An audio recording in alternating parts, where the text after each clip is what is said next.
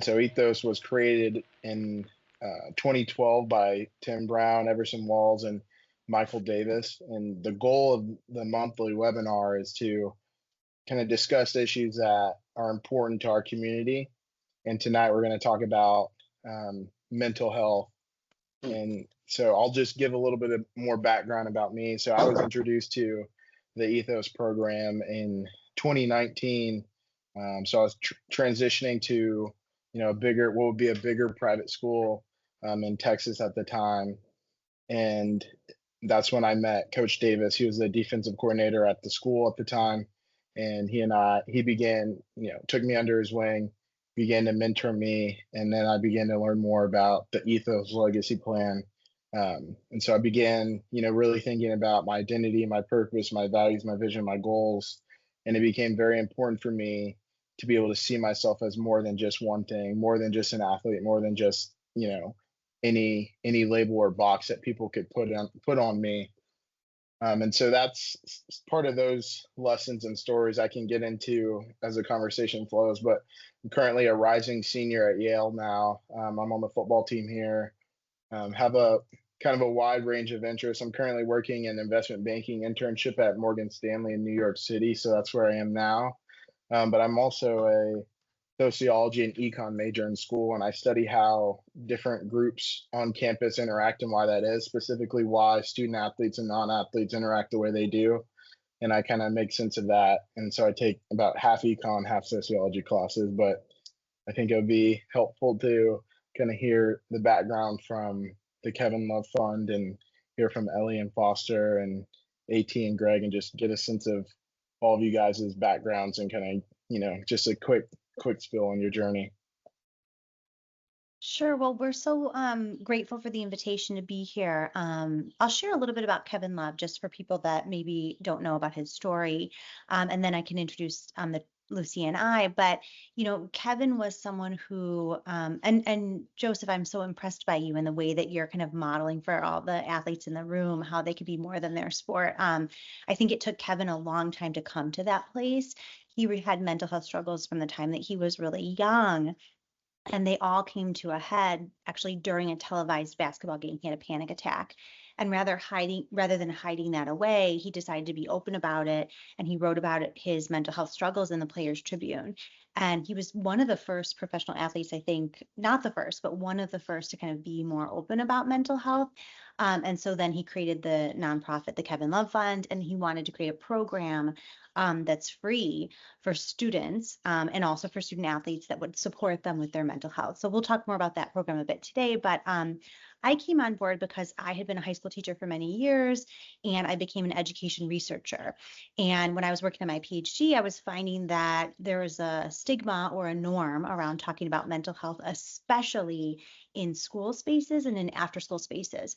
And so I was part of this bigger research team. And what we were finding was that modeling vulnerability, especially of coaches or teachers, and Kevin's a good example of this. He's a public figure.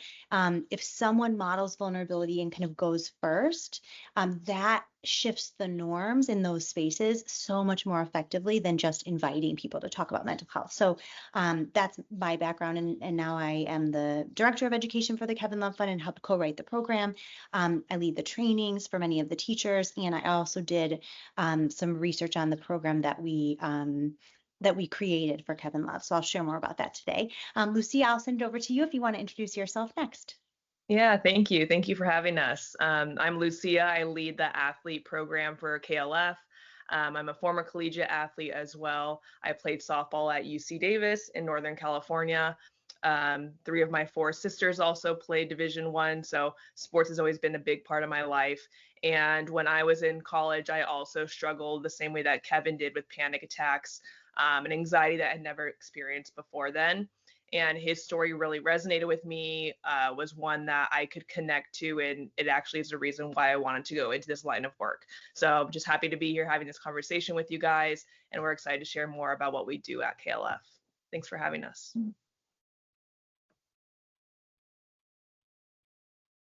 Well, great. I guess I'll move it to Aaron Taylor now, just for a quick intro.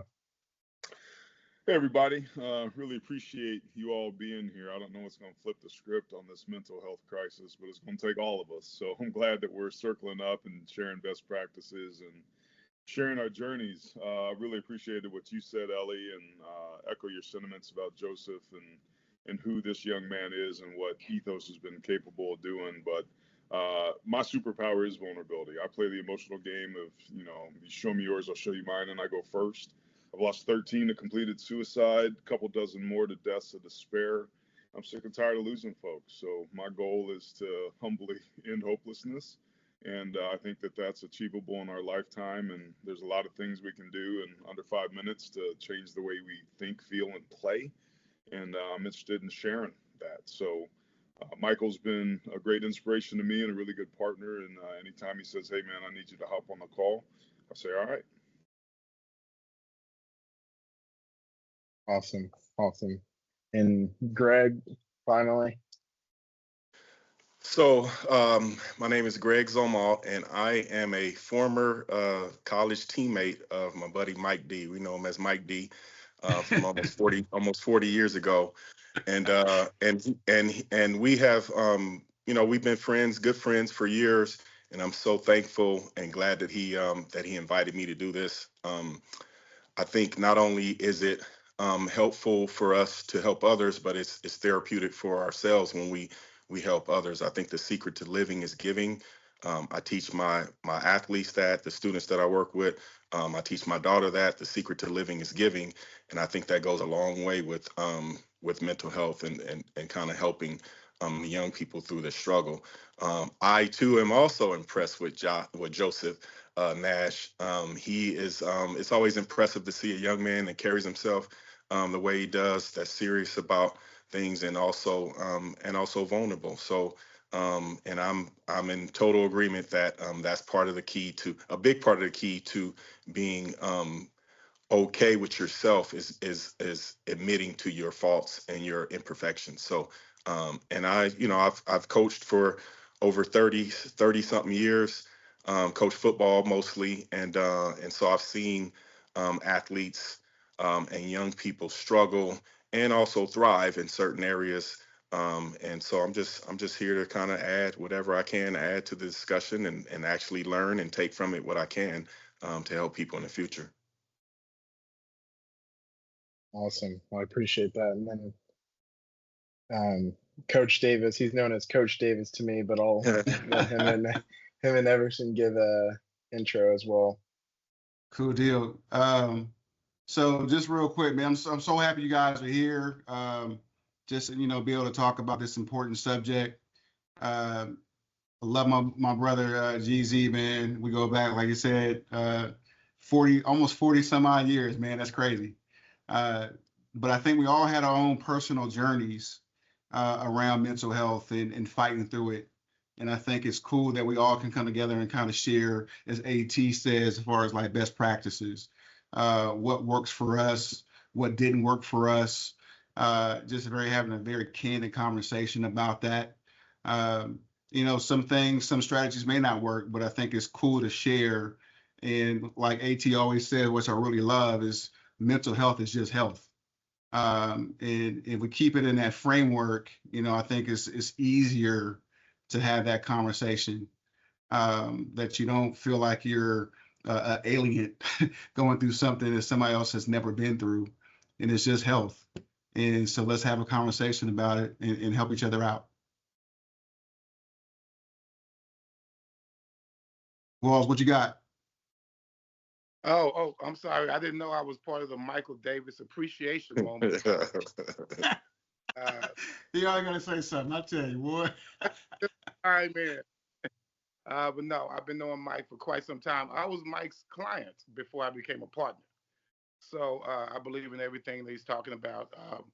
Joseph has been with us from day one here at Ethos Education Group.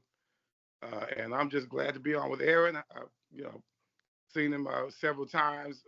Mike Davis just, drips with comments about you and good comments about you. So I'm here to just, because I was aware of mental health even back at Grambling State University, a young man named Drew.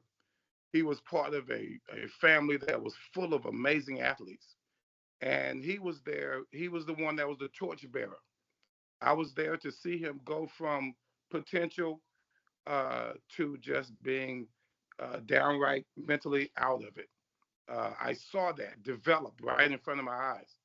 And first he's in the dorm room. Next thing you know, it's about a year later, and he's not going to school, and he's walking around campus homeless. And so that was very damaging to me to witness something like that. And at that time, at an HBCU, we're talking 1980. Everyone was like, "Man, black folks don't have these kind of problems." And I witnessed that myself from a proud family. And that young man he made an impact on my life just by the fact that he was not able to deal with it. So when Mike started talking about this and we started doing seminars ourselves during the pandemic, Drew was always on my mind, and Right. so I appreciate Mike bringing all of this to everyone's attention, because it needs to be an awareness about it that's greater than what we have right now. Right. Love love all that. That's powerful, and it really speaks to why the conversation today is, like Greg said, going to be therapeutic in a lot of ways, and then also helpful. And at least for me, I know I spoke on my transition to TCA, but when I walked in, I was one of two black kids in my class, and everyone kind of looked at me as the new black kid, and the football player. He was going to be the dumb jock in a lot of ways. And a story I always tell is um, in class we would combine our history and English classes, and the teacher was handing back an in-class essay that we had did, and she told the class that I received the highest grade and asked me to read a portion of it. And the student next to me leaned over and said, "Wow, you must have gotten an extra 10 points for being black." It's kind of in that moment, I took it to heart. And as a kid, you kind of laugh those things off. But in my mind, I was really upset about it, because I was upset at the thought that um, someone could just define me by one thing or see me in one way. And it kind of made me feel like I wasn't, keeping up in the environment, or that maybe I didn't belong. Um, Ellie, what advice would you have for, young students that maybe feel like they aren't keeping up, or maybe like they don't belong, or have a moment like that where their vision is challenged? Well, first, I just want to say, like anyone that's been a teacher still has like a teacher inside of them. Do you know what I mean? And my heart like breaks. I hear that story, and it makes me feel like I want to go back into teacher education, which I did for many years, and go back into the front lines teaching teachers what does it look like to treat kids with respect and have an equity justice mindset. So I'm so sorry that that happened to you. That should not have happened. And every teacher should learn how to be inclusive in their classroom. And that teacher really missed the mark.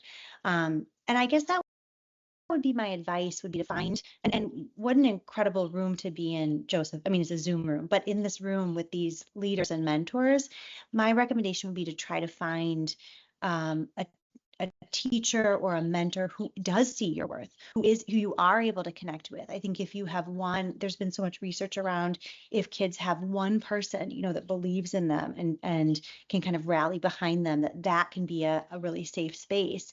And I know I spoke about the power and the value of vulnerability, but I think in the Kevin Love Fund, one thing we say is only if it's safe, only if it feels safe for you to share, and I think this is one reason why we train at the Kevin Love Fund, we train teachers and coaches in how to be vulnerable and open, because we don't want them to ask anything from their students that they're not willing to do themselves.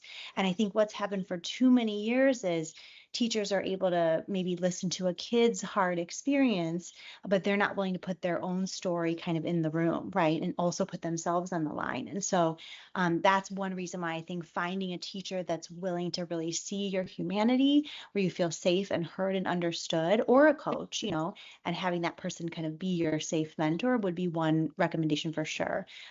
Lucia, did you want to add anything else, any recommendations that you have about that? I mean, I also think that having either a friend or teammate that you can trust works just as well. I remember being in college and I didn't feel like I could go to my coaches about what I was going through mentally, but I had a teammate that would always sit with me and stuck through all the panic attacks, everything I had. She would sit there and just listen.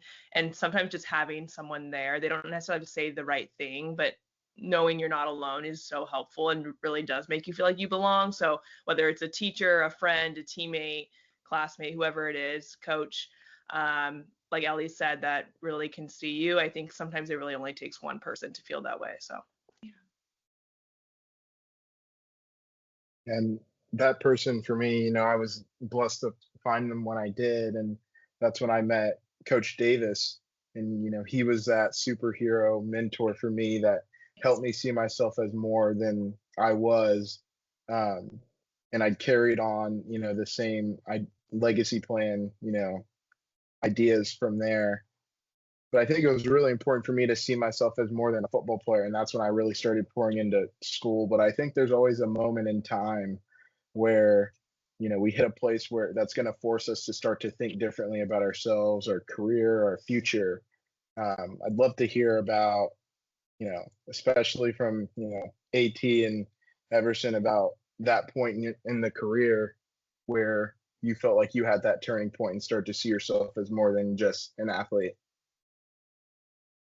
I think with myself, I think going to an HBCU really helped me with my identity itself. I grew up in an all-black community, but uh, being the age that I am, my family and my friends, we were all always integrating. We were always the first to integrate a particular league and things of that nature. And so my identity became uh, just the black guy that could play ball, number one. And then as those encounters during integration became a little more racial, then I saw myself, and so did everyone else, as the angry black man. And so by going to an HBCU, it really helped me strengthen my knowledge of self. And so my determination to be more than that, it started before I was 20 years old. And as much as I still took a bit of that anger with me to the pros, I think I started to develop later on in my career a little bit more empathy for those who disagreed with me, and start to meet people halfway. So I had to even continue to grow when I was in the pros. And it was a more important time for me then because I had a family and things of that nature. So I had to pass on better methods to my family. Yeah, I appreciate that, Everson. And it's funny, Joseph, I had a situation like you. I had at Notre Dame, we could take 2 summer school classes. I was at 6 credits, but I needed to take 9 so that I could graduate a semester early so I could focus on the draft my senior year. And I walked in, and the guidance counselor was surprised at my GPA and said, "Wow, that's pretty good for a football player." And I didn't think anything of it. I laughed it off. But we had a conflict resolution class that summer, and that was one of the 3 that I took. And the teacher invited somebody to come up that had something that was kind of like a little bit of a rock in their shoe. And I didn't know what it was at the time, but it ended up being NLP, neuro linguistic, well, I forget what the P stands for, but started tapping my chest and was like, what'd you feel in that moment? And just like all this anger came out. And it shocked me because I didn't feel that way, but I was feeling that way. And I think so many times we stuff little comments like that down or we laugh things off, and they end up being these little pebbles that end up getting up underneath the rug. And if we don't find ways to sweep that out, then one little pebble can send us, spiraling out. And that used to happen to me all the time. And the moment I was able to shift, I was never able to separate the person from the persona. Like if I played good, I was good. Life was good. If I didn't, life sucked until I played well, and then life was good again. And it was that way till I retired. And I crashed and burned. And it took me a long time to kind of figure out who I was without football. If I'd always been what I had always done, who was I going to be without playing this thing I had done my entire life? So, my identity, income, community, purpose, and significance were all wrapped up in this one thing. But the process that I went through and an exercise I do now is separating the person from the persona, right? So you write out the word persona, you slice the A off. The A stands for attributes, which are really our values. And our values are those things that travel with us no matter what we're doing. So for much of my life, I had the negative self-talk, the negative tape, and if I'm being honest, I could still do it. And I would have a tendency to think about what I wasn't instead of reminding myself what it is I was. And when I take the time or I'm in a bad spot, I'll write down all the things I've accomplished, all the things I've done. When I was playing, I'd go watch good plays or a highlight reel of myself just to remind me of who I was and what I was capable of. Because sometimes we forget, and sometimes I forget. And I end up listening to myself too much instead of talking to myself more through things like affirmations. So my brain, the way it works, it's like a child, man. I got 3 kids. It'll happily take control if I let it. So I got to be the adult in the room and make sure that I'm dictating what's going on up here. Because when I'm up in stairs in my head, man, I'm alone with a madman. It's a bad neighborhood. You better lock your doors, roll your windows up with this dude up here. It's not good. So that moment, what I know now that I didn't necessarily know then, and what I know to be true, but it's really hard to do, is nobody can take my serenity and my self-esteem away, but I damn sure can give it away. And there were so many times that I let little comments take my happiness or my esteem away because I had too many pebbles up underneath the rug. I didn't sweep those things out, and I'd forgotten who the hell I was and who I was created to be. So being able to separate my person from my persona and my attributes and look at really what my values are was a way to anchor in those times of uncertainty, like lashing myself to the pole in the rocky seas. I had to get back to who I was no matter what happened, no matter what anybody said, no matter what my relationship was with my higher power. I had to be able to have something that could steady the ship during those rocky times. And I found over time that if that used to happen 10 out of 10 times, now it happens 3 out of 10. So it happens less frequently and it's less intense when that happens. So taking action and doing things about how it is I'm feeling in an ongoing process, but also acutely when I get triggered or something sends me spiraling, is the quickest way for me to bounce back from those challenges, which is really the definition of resilience. How quickly can we bounce back from adversity or circumstances that we would prefer were otherwise? I definitely want to touch back on, what it takes to bounce back. But before I do, I'd like to hear from Greg and Coach Davis about their similar experiences with mental wellness and resilience, and how those experiences enable them to be, a mentor to young student athletes. I think, Joseph, you asked a really important question when you ask who are we aside from football, and I think you're addressing that by going to an institution that although football and sports are important, it's really the academics and a lot of other development that's important aside from just the sports. And we all go through, it's funny because when you guys talk about, they have, really successful NFL careers. I was a really successful high school player and a successful college player and a very brief NFL career. But what happens is you end up with, I heard a speaker say recently that we're so wrapped up in us, the persona of being this successful football player, this athlete, especially as a Black male. That's what we're supposed to go to the NFL, is what we're supposed to do and have an NFL career. And that when that doesn't happen, we end up with a broken spirit. And so they call it a broken spirit, but what it is there's a lot of mental issues, depression, suicidal thoughts, anxiety, a lot of stuff that happens in that transition from being, they had pictures of me, drawings of me as Superman and stuff. And so you go from that person to a person who is in some ways just a dumb jock to a lot of people, if you're not playing football, if you're not performing. And so it's important for us to do the work in other areas. And I think that work includes, who we hang out with. I think nowadays, the work, it really includes for young people and adults, being careful of how much social media consumption you do. I work with high school kids, and the social media causes so much conflict on campus. The kids will go through a weekend, and then they'll come to school on Monday, and it's on site.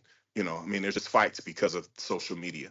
And so I think it's really important that we search for um, people that we can connect with that aren't necessarily the most popular or the cool kid, so to speak, and somebody that really cares for us and loves us and has our best interests in their heart, and we have the same for them, and really just trying to connect with it. And that, I'm gonna praise Mike D again, man. I hate to do it. I think he invited us all on here so we could do it, but me and him have a serious, or had, now we've outgrown it, but we had a serious sibling rivalry. We were roommates in college. We were football players. He played linebacker, I played fullback, so I had to block him, and and it was tough, man. And me and him had some heated conversations, damn near coming to blows over it. But the time I remember that's the most valuable to me is when I was going through my issues with certain situations,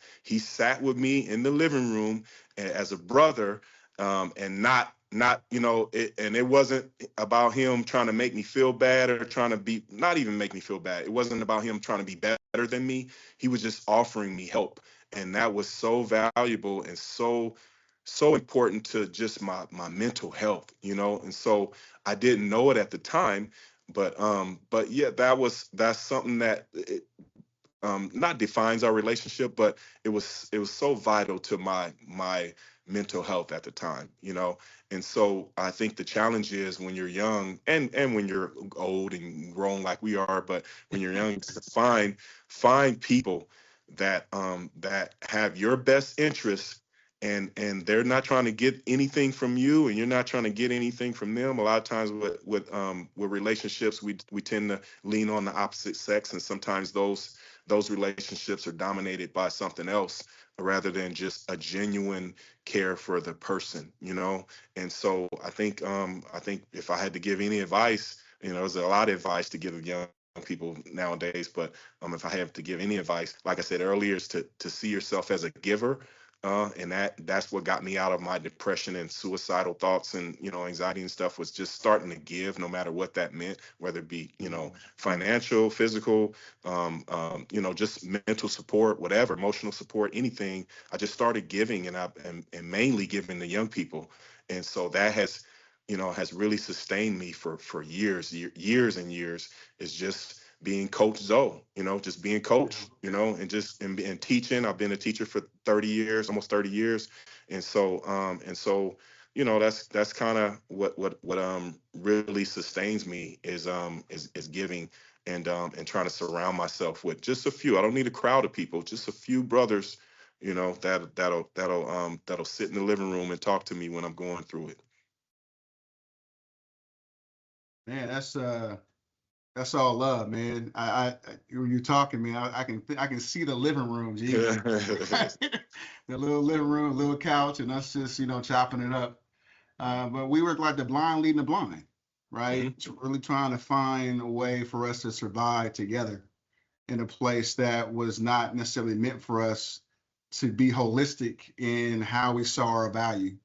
Our value was connected to external things, that was connected to how many tackles, how many yards you rushed for, the touchdowns that you scored. All those things had an up and down thing. AT mentioned it, right? Like he would go up and down based on performance. But I think the truth of it is that I've learned is that value is something that you already own. It's intrinsically given to you. And not to make this into a Bible study scenario, but our dad is the King of Kings, and we come from royalty. All of us, we're given that through His grace and mercy. So no matter if I fall, if I don't do this or I don't do that, and make a mistake, win a game, whatever, I still have value. It doesn't change those things. So when I was able to understand that, it allowed me to breathe. It allowed me to say, I am worth, I am enough. And I think that depression comes from understanding that you're not enough, or at least believing that you're not enough. And it's like, man, I'm not enough to do this. I'm not enough to be loved. I'm not enough, not able to have a relationship with this person. I'm just not enough. I can't give something because I just don't have it. But the reality of it is that we do have it. But we convince ourselves through society as a whole that we may not have it based on, again, how people see us in our identity as football players or athletes or what have you. But that's just something that we do, but it's not who we are, right? So when you start to really break it down from that perspective, it at least gave us understanding, being grounded. And I think I have to go back to Mama D, right? That she would invite us to the house and have those one-on-one, conversations, and have that safe haven, right? Where we can come in and she would ask us these same questions, right? Where do you see yourself going once this is over? And I just remember, Matt Travis and Daryl Brown and Scott Natty and different people always say the same thing. Oh, we're going to the league, right? and that's great, she would say, but what happens after that? And I just remember that was the first time in a very safe place we were challenged to think beyond the identity that the world gave us versus empowering us to seize that for ourselves. And so that was when I was understanding, like, man, this is bigger. The foundation of being grounded around the legacy plan that Joseph talked about was something that we felt like we wanted to have every kid understand their identity, their purpose in life, their value systems, the vision they have for themselves that's connected to those three pillars, and then setting goals to get there. And then ultimately the fifth pillar being mental health. When that's being challenged, it's not if, but when it gets challenged by the world, what effects or things do you have in your toolbox to really calm your nervous system down and get you back center when you have fear, worry, and doubt that creep in when somebody challenges your identity? They challenge your purpose on campus. They challenge your value system when they say, let's go ahead and drink this. Let's go ahead and smoke that. And you have to figure out inside of you to say, no, that's not in accordance with my legacy plan. So you're empowering our kids and ourselves to make better decisions because it will be challenged by society as a whole. So I think all those things, thinking about Mama D and thinking about, my teammates coming in as family, just hugging one another when we needed it. And like you guys said, being in a safe place and just understanding that I can cry and it's normal. I can feel worry, fear, and doubt, and it's normal. And now I can get up, I can, feel those feelings, understand it, not judge it, feel it, let it move throughout your system and go forward in your life. So that's what I would say.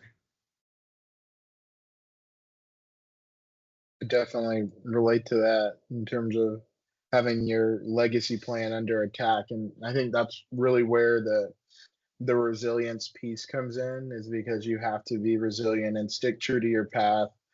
Even when you feel like a trusted peer, may start to see you in a different way because you're more in accordance with your legacy. But I think going back to how Aaron spoke about some of the strategies used to really get us back to center, I'd like to start with Lucia here and just hear about kind of the practices that have helped you bounce back from, your college days at UC Davis, from a bad game or practice, or even, just moments that have challenged you. Yeah, I mean, I had to figure that out. I think once I was kind of experiencing these panic attacks I'd never experienced before. When I experienced my first one, I was in the middle of a game like Kevin, and I thought I was having a heart attack. So I had to be rushed to the hospital. Luckily, my parents were there because we were playing in Southern California, where I'm from. They ran EKGs, all these tests. I was convinced I was just dying on the foul line. And the doctor came back, so everything came back clear. I think you had a panic attack. Like, do you know what that is? And I had no idea, didn't have the language for it, the tools, awareness. I I was sent back up that night to go fly back up to school. The next day we're in the film room and I have another one. And that's when my teammate just sat on the bench with me. She was out on concussion protocol. And I talked to her still. She's one of my best friends, but I tell her sitting there for an hour with me when I didn't know what was happening in my body was just huge. So after that, I kind of had to do a deep dive on like what are tools people use for mental health, for anxiety, panic attacks. You're not taught that in sports really. Now the conversation's obviously changing to conversations like the one today. And coaches are kind of incorporating that into their programming, but we didn't have that back then. I didn't know who our sports psych was on campus. I didn't know where that office was.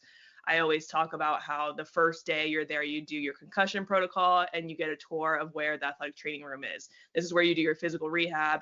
If you don't show up, you can't practice, you can't play. It's so like ingrained, but no one tells you where the therapist is on campus, where the sports psych is. How do I make an appointment? So I kind of had to figure that out on my own, and it was really, really tough for me and very humbling, I think, to have to, pick yourself up and say, hey, I'm going to go walk into this therapist room. It's really scary. I don't know what this is. You're going in. I remember being in my practice gear with my backpack that has what sport I'm on. I didn't want anyone to know I was an athlete, who I was when I walked into that building.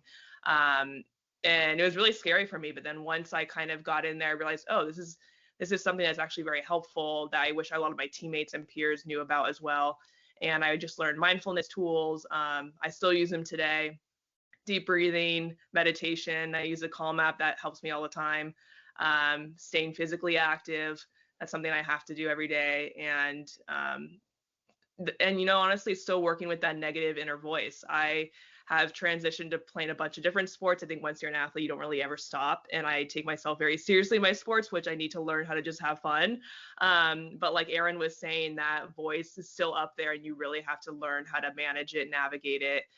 Because it'll pop up when I'm 27 now. I'm not playing competitively in any type of sport that I'm doing. And I just need to learn how to have fun. Like pickleball shouldn't be that serious and that tough on your brain. But it is. Like once you're an athlete, you have that. You're like, oh, I need to, be the best one on this court right now. So that's just something that's been helping me, I would say, is mindfulness meditation, learning how to breathe. We don't know how to breathe, and we're never taught that. So if I could give any advice to anybody, is learn how to properly use your breath. That can change everything for you.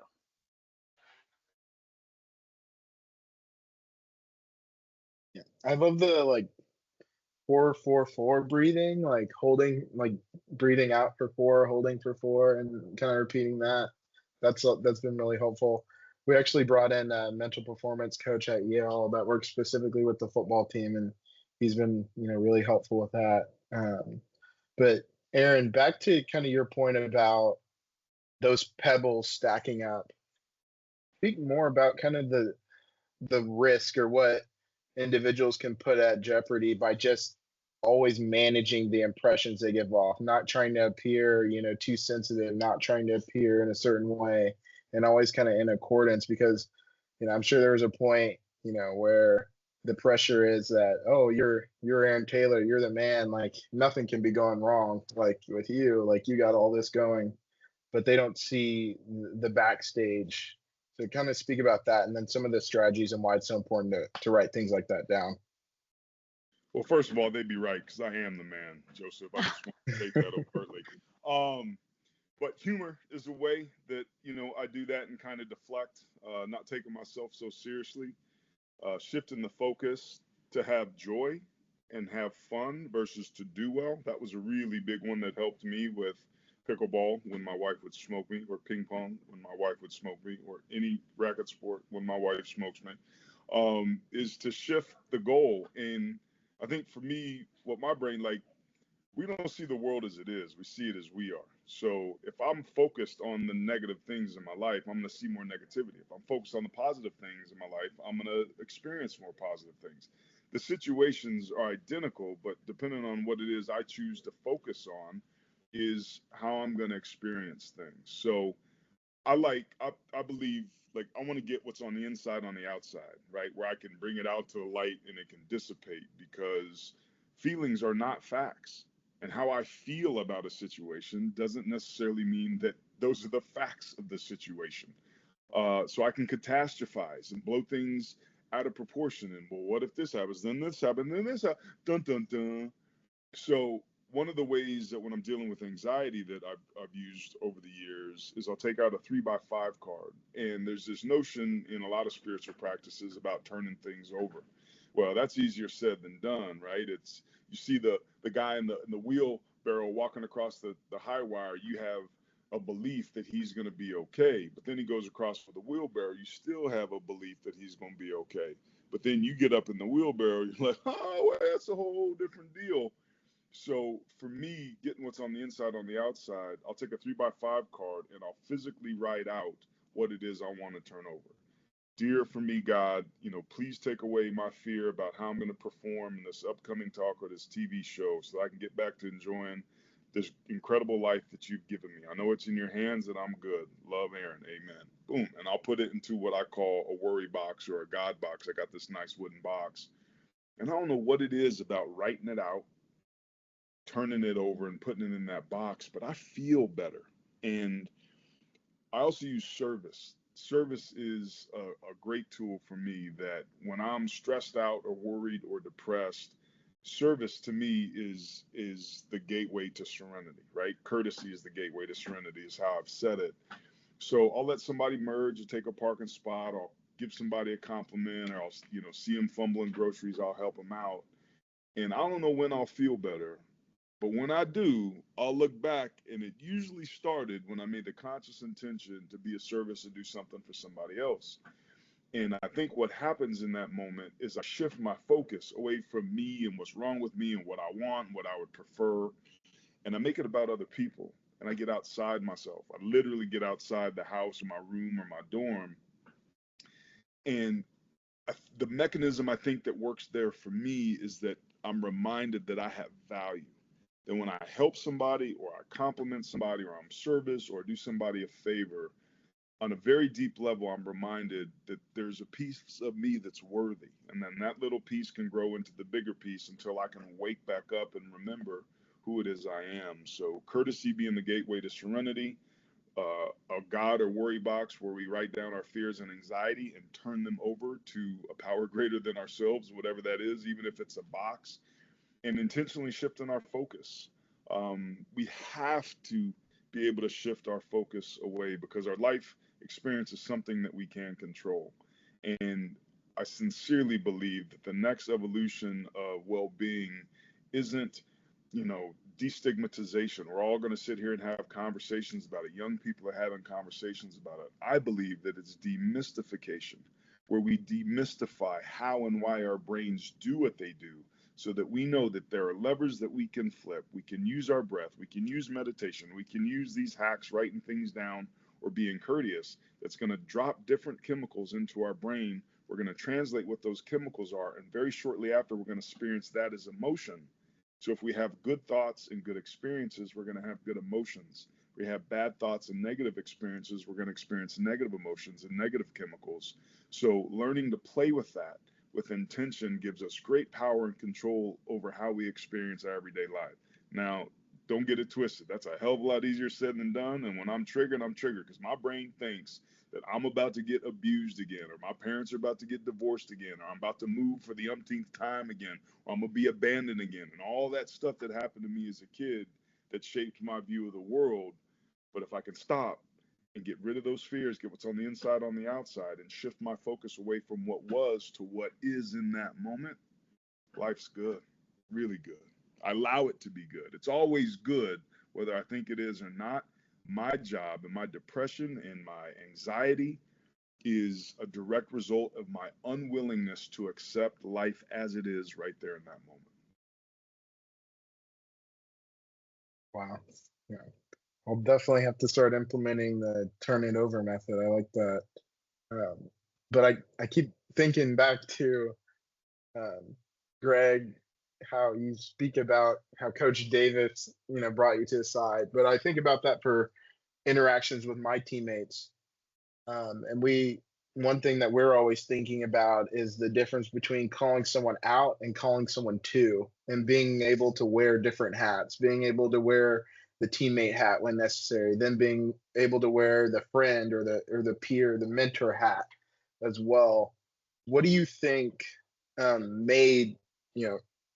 makes Coach Davis or a teammate able to wear the teammate hat and the friend hat at those moments and be able to help you get back to center? Like, what is it about that relationship there, and how do you build that?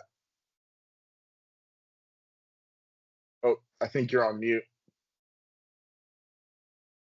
I think it's really important that we, um, we think of each other, um, not even, I guess as brothers. I mean, Mike D is like my brother and a teammate, and we make fun of each other, and that humanizes us.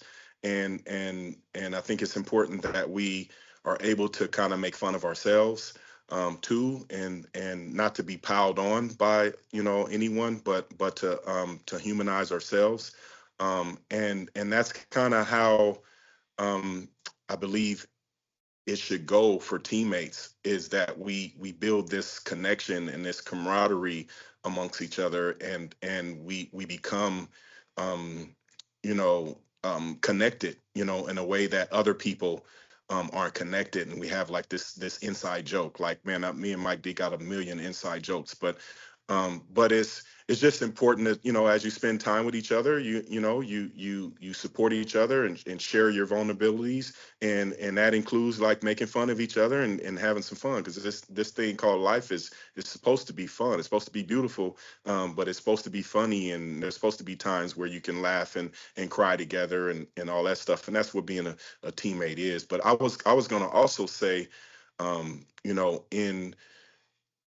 in just addressing, how we deal with wins and losses, as athletes. I wanted to really touch on that. And for me, one of the hardest things is because, I'm a football coach and a former athlete, and I have to win. It's not like I want to win, or I kind of, I have to win. Like, that's one of those things where I feel like I'm less than somehow if I don't win. And so what I've learned to do over time is to, for one, understand that, not to encourage losers, but half of the competition loses, right? So if you're in a competition, 50% of the competition loses. The competitors lose. So it's not the end of the world if you lost. And if people treat you like that, then that's their problem, right? It's supposed to motivate us. We want to win and hold the trophy and have to get the pat on the backs and all that good stuff.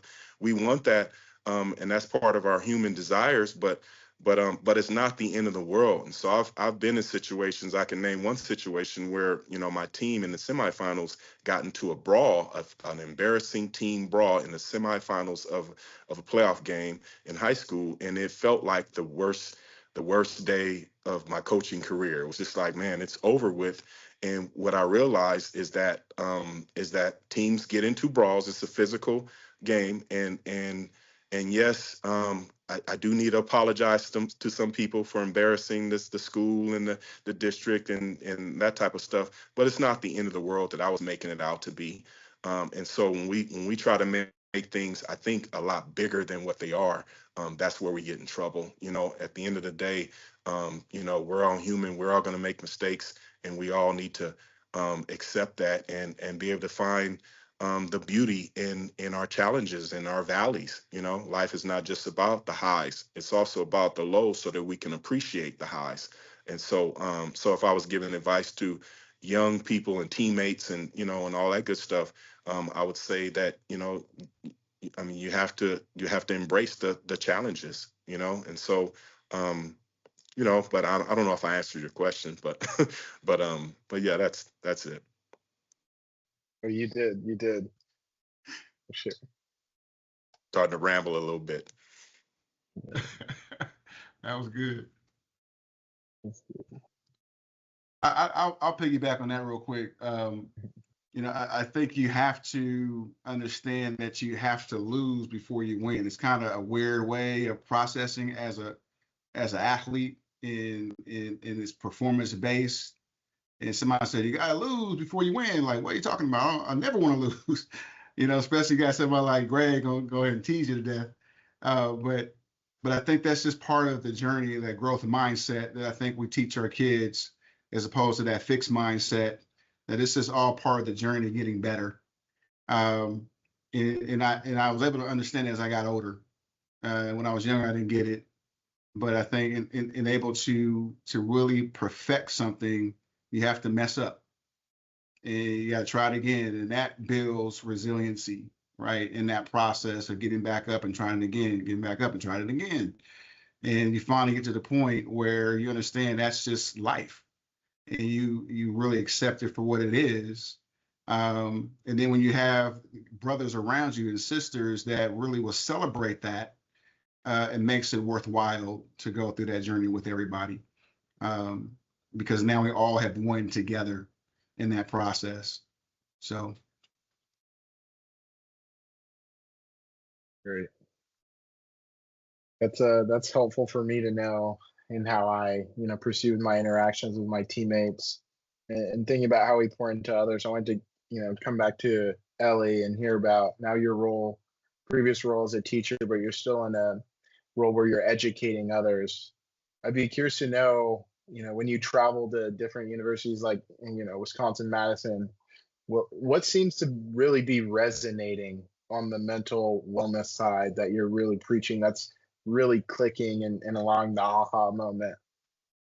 Yeah, that's such a good question. We wrote this free program. Kevin wanted to make something that would be free to all students, and he was really worried about access. And so we wrote this free program with mental health experts from Stanford and Harvard, and then education experts came on, myself and the other co-director of education. And, when we sat around the table, we wrote these 15 lessons, and each lesson is a different mental health skill. And all of the lessons are paired with creative arts projects. And what's been really fun to see is that for a lot of students, when they were in school, and Aaron, I loved hearing about the way you use writing in your life, because I similarly have a practice that's kind of similar to what you were sharing. And when kids, we often talk about the power of writing as a mental health tool, a way to express and honor emotion. And a lot of students say, when I was in school, writing was just something I had to turn in for a teacher. I didn't know that it could be something meaningful just for me. And so when we're teaching these students, what we're giving them is just a handful of creative practices that can be part of that mental health toolkit. So right alongside, a surrendering writing activity, we have writing activities which are more about, honoring emotions as they come up. And we have a letter writing activity. We do a lot of poetry. And so I think what's been really exciting to see is that even kids that don't think of themselves as artists, they think of themselves as athletes primarily. But when we give them a journal and we say, you actually get to write about your emotions, and rather than hiding them under the rug, you have a hard day, go home and write about it in your journal, free write about it, turn off that editing brain or that revising brain. We say, let your pen move across the page as fast as you can. And it's astonishing what happens. Kids are like blown away by how much better they feel just getting it out onto the page. And we do this anger activity. Sometimes we'll say, write down about something you're really angry about, and don't give it to that person, but just writing it down, so it just moves it through the body. So I think the power of the arts for all students, including athletes, has been a really exciting thing to see. And so if anyone wants to access this program, they can come to us at kevinlovefund.org, and it's free. The only thing we require is that people attend a free 1-hour training with us. It's virtual. We schedule it anytime you want, essentially. We just love, this is our favorite part of our job. And then we give the whole program, and you can use it with students. And we have lots of coaches that are using it, athletic directors. We're doing a big training at UW-Madison with all of their team that works with athletes in person this week, actually next week coming up. And so we work with UCLA, lots of universities. And Lucia's done a beautiful job creating a specific program that's just for athletes as well. So I think the power of the arts, for sure, putting it in that mental health toolkit alongside all the other tools. I'll piggyback a little bit on that, in the sense that, as you were talking, Ellie, there's no one size fits all for our health, right? Like, we all respond to things differently. If I want to get my chest strong, I can bench press with a barbell. I can use dumbbells.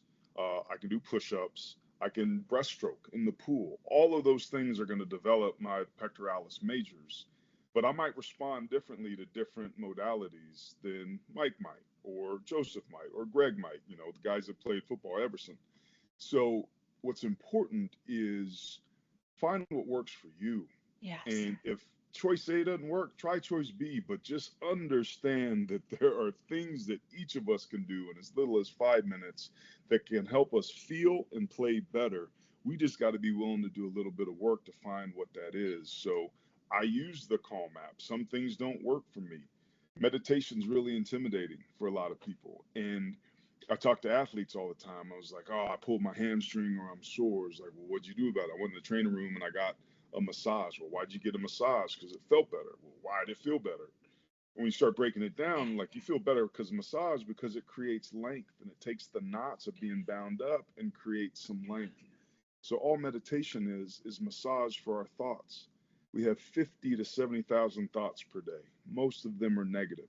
So when we take time to intentionally attempt to stop those thoughts, which is really hard, it's basically a 10-minute or 5-minute or 3-minute or first, 1 minute when you start mental massage that creates space for me. And what's interesting is when I can create that space, it allows for other things to fill it. So instead of fear, anxiety, worry, depression, all the negatives, I get inspiration. I find joy. Somebody's face will pop into my head and I'll call that person. They end up being the answer to a problem that I didn't think I could solve. So you don't have to sit in the lotus position and dislocate your hip, which is like what it feels like when I do. So I sit in the chair, I get comfortable. I don't worry what my fingers look like. And I just count my breath in and I count my breath out. That's it. And I find, just like with practice, which is why we call it a practice, that over time when I do that, that I don't get as agitated. I bounce back more quickly from emotions. I get more creative. I'm calm.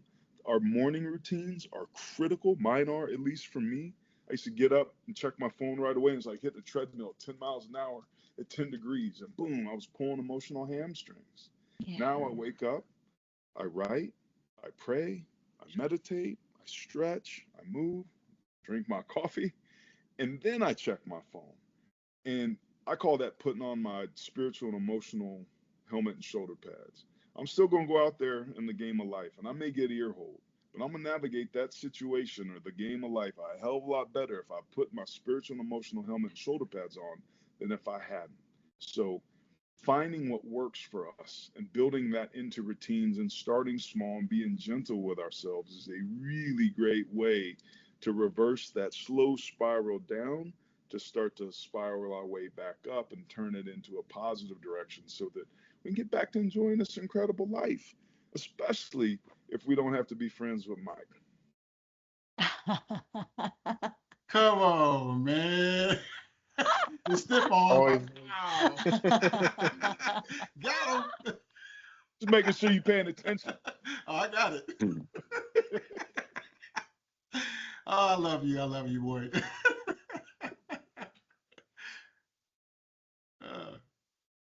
Lucy, I wanted to ask you a personal question about, because I know you were also a sociology major in college, so I'd be curious to hear about how that background has been, helpful in your work now. Yeah.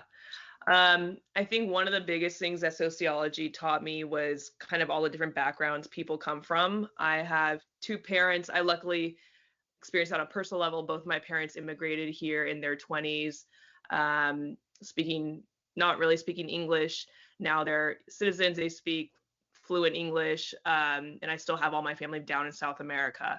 And so I always kind of was around people from all over the world, different countries. But I remember being like in elementary school and people would always make fun of me for my parents having different accents. So I didn't really realize how different that was. And for kids are really mean when they're young, or they can be, and it kind of sticks with you. But as I got older, I'm like, especially in college, I'm like, wow, I actually love that I come from this lineage of being in South America and I can speak multiple languages, and how cool is that? And so when I started to embrace that, I actually learned a lot about people that come from different parts of the world through sociology too, and like what are they experiencing in their environments, what are they experiencing financially, what are they experiencing in their family systems. There's so many different things that can contribute depending on your demographic, socioeconomic status, and those were just so interesting to me because those are things that I could apply to real life. It helped me understand my teammates better, people in the world. It made me want to advocate for others and help people more and be of service. And that was something I always wanted to do. So that's why I chose sociology, knowing I want to go into the nonprofit space and help serve others. And luckily found my kind of niche being mental health with athletes just because of my personal experience. But I didn't really know what that looked like at first. But now that we're working with so many students from all over the world, we work in over 20 countries. It's really helped me to have that greater scope of like what's going on in the world outside of our country, outside of our bubble. And I think it should be a requirement for everyone to take sociology. It's been one of the greatest things I can use and apply to life, as you probably know, Joseph. But yeah, I loved it. It helps me in my job every single day. It just helps you understand people and groups and how they, work together and interact. So I love it. Great. And then off that, what do you think about the structure of athletics that makes speaking about mental health and wellness such a stigma? I know it's something that's, really stigmatized in like say football and men's basketball, and obviously it's in other sports as well, but just what is it about the structure of athletics that makes mental health so stigmatized? Yeah, I mean, that's where like sociology can come in again. Generationally, older generations weren't speaking openly about mental health. My parents never went to therapy until they were grown adults. We didn't talk about it as kids. And it depends on your culture too. I'm from a Hispanic family. People in Hispanic families don't go to therapy. It is frowned upon. Luckily, my parents have grown up and realized, oh, therapy is actually very beneficial for people. It's good.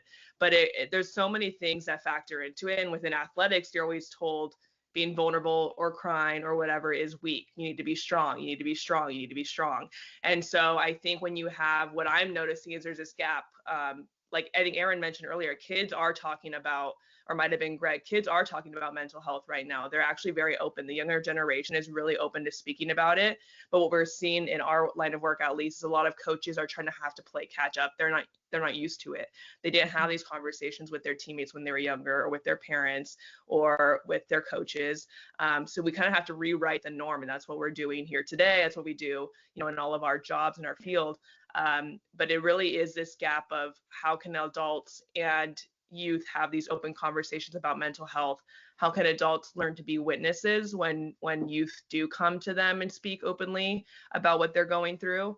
Ellie always says this, like, I think our initial instinct is to say, try to make someone feel better and fix the problem.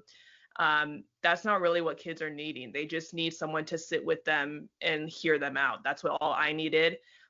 So I think what we're seeing in athletics is just this years and years long norm of don't cry, don't talk about emotions. Coaches don't talk about emotions, but the more we do it and practice it, the more coaches open up about their personal lives.